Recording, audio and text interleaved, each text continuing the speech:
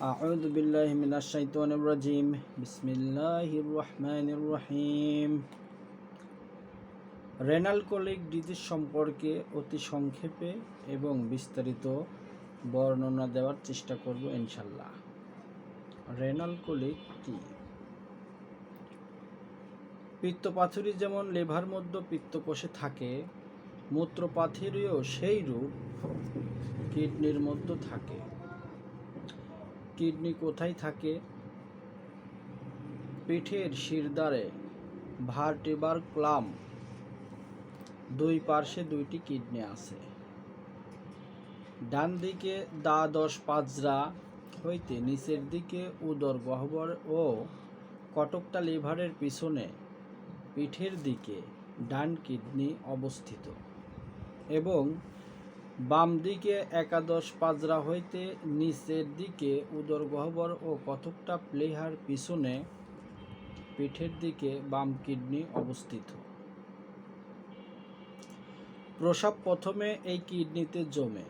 উভয় কিডনির গায়ে ইউরেথার নামক একটি নল আছে। সেই নলের ভিতর দিয়া প্রস্রাব আসিয়া ব্লাডারে মূত্রথলিতে সঞ্চিত হয়। ব্লাডার আবার কোথায় থাকে তাহা এখন জানি। তলপেটের নিচের জননেন্দ্রিয়ের ঠিক গোড়ায় যে একটা হাড় আছে, সেই হাড়কে পিউবিক অস্থি কহে। এই পিউবিক অস্থির ঠিক পিছনে ভিতর দিকে উক্ত ব্লাডারের স্থান। ব্লাডারের গায়ে ইউরেথা নামক আর একটি নল আছে। ওই নলের মধ্য দিয়ে প্রবেশ করিয়াছে। যখন ব্লাডারের অধিক প্রস্রাব জমে, তখন ওই নলের মধ্য দিয়া প্রস্রাব বাহিরে আসে। এখন দেখুন, যদি পাথড়ী ছোট হয়, তাহা হলে উক্ত কিডনি হইতে ইউরেথার ভিতর দিয়া ব্লাডারে আসে ও তথা হইতে ইউরেথা দিয়ে প্রস্রাবের সঙ্গে বাহির হইয়া যায়। ইহাতে রোগীর কোনো যন্ত্রণা হয় না। কিন্তু পাথড়ী বড় হয়, তাহা হইলে উহা ব্লাডারে আসিবার জন্য যখন ইউরেথার নামক নলের মধ্যে প্রবেশ করে, তখন ভয়ানক যন্ত্রণা হয়। ইহাকে রেনাল কলিক কহে। উক্ত পাথরের আকার বালিকণা অপেক্ষায় ক্ষুদ্র হইতে একটি গোল আলুর মতো বড় হইতে পারে। রেনাল কলিকের লক্ষণ।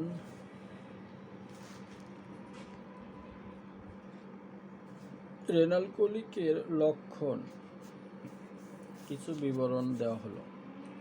প্রথমে কোনো ভারী জিনিস তুলিবার পরে বা রাত্রে ঘুমাইতে ঘুমাইতে হঠাৎ বেদনা উপস্থিত হয়। বেদনা কোনো একদিকের কিডনি বা ইউরেথারের স্থানে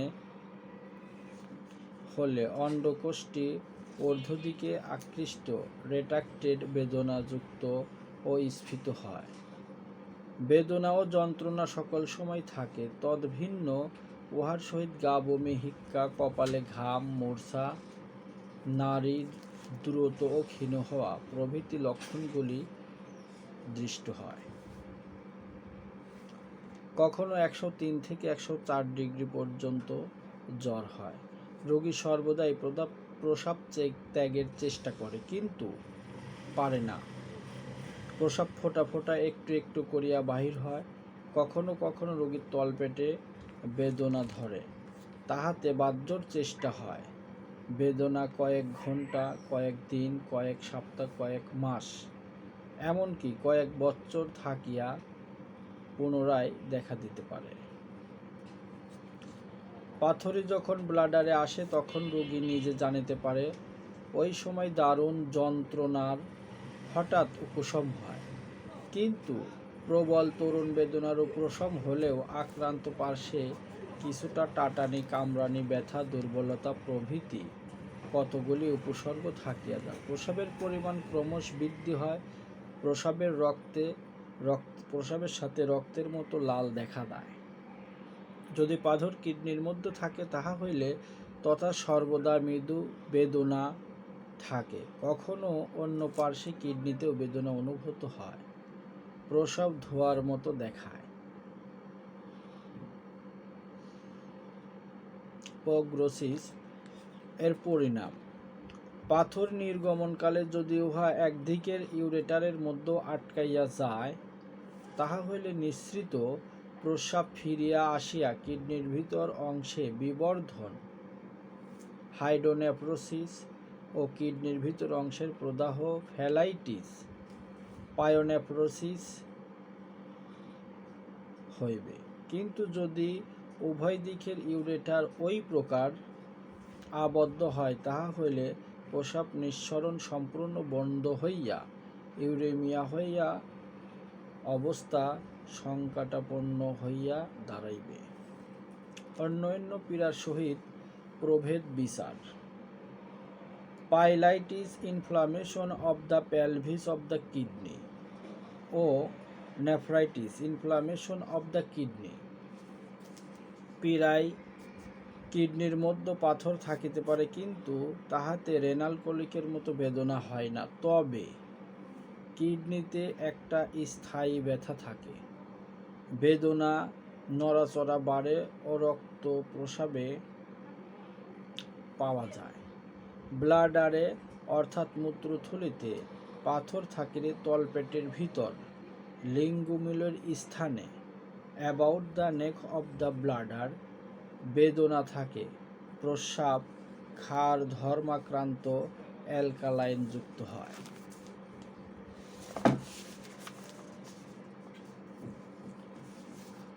এই পীড়ার সহিত অন্য অন্য রোগের ভ্রম হতে পারে, যেমন গলস্টোন কোলিক।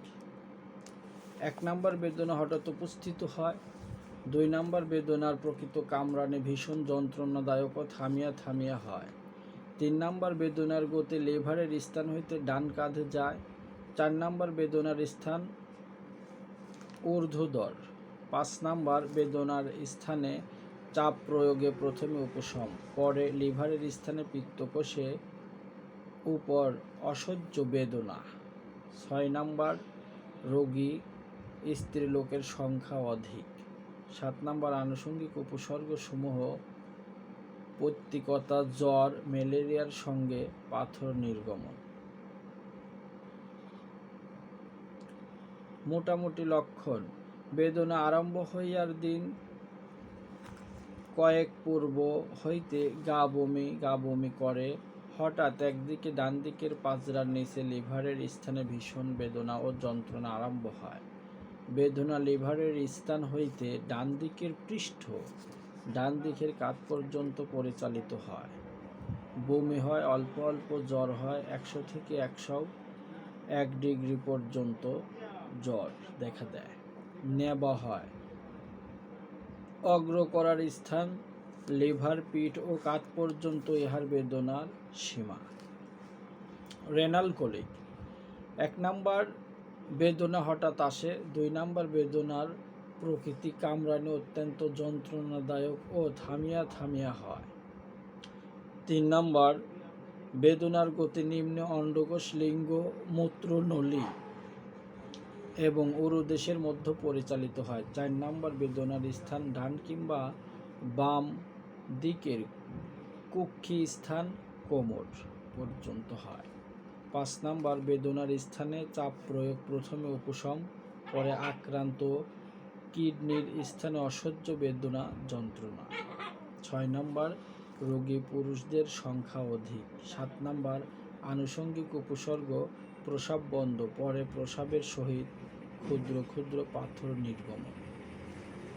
মোটামুটি লক্ষণ: ডান বা বাম দিকের কোমরের নিকট কিডনির উপর হইতে হঠাৎ বেদনা আরম্ভ হইয়া বেদনা নাভির নিম্নে তলপেটের উপর দিয়া পুরুষাঙ্গ পর্যন্ত আসে।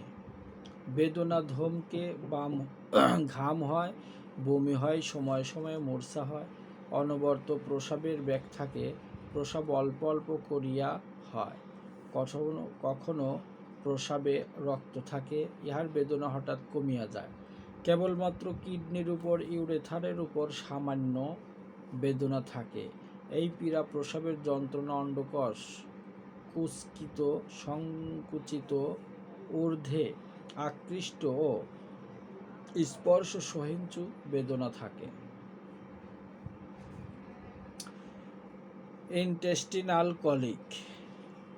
1 নম্বর বেদনা হঠাৎ কিংবা ধীরে উপস্থিত হয়। 2 নম্বর বেদনার হ্রাস বৃদ্ধি এবং বেদনার প্রবণতা অনুযায়ী স্থায়ী হয়।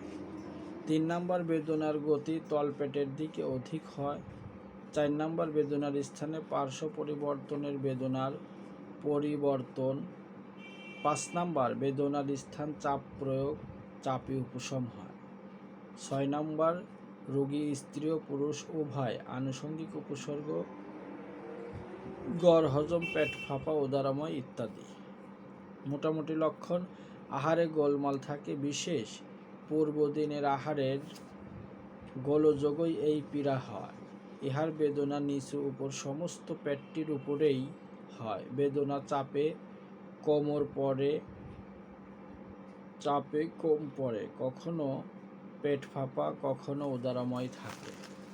অ্যাপেন্ডিসাইটিস। ইহাতে রক্ত প্রস্রাব ও ঘন ঘন প্রস্রাবের বেগ থাকে না। বেদনা ডান দিকের কুস্কি 3-4 ইঞ্চি উপরে হয়, ওই স্থান ফুলিয়া যায়। নেফ্রোলজিমা। কিডনিশূল বেদনা। ইহাতে রক্ত প্রস্রাব ও প্রস্রাবের সঙ্গে পাথরি নির্গত হয় না। এ ধরন রোগের পথ্য: যব, কোলথ, কলাই, পুরাতন সরু চালের অন্ন, পুরাতন কুমড়া, কেশর, সমস্ত জলজ শাক, কলমি, হিংসে, পাথরকুচির পাতা রস প্রভৃতি। কিন্তু রোগীর নিষিদ্ধ খাদ্য অম্লজাতীয় ও গুরুপাক দ্রব্য কখনোই খাওয়া যাবে না।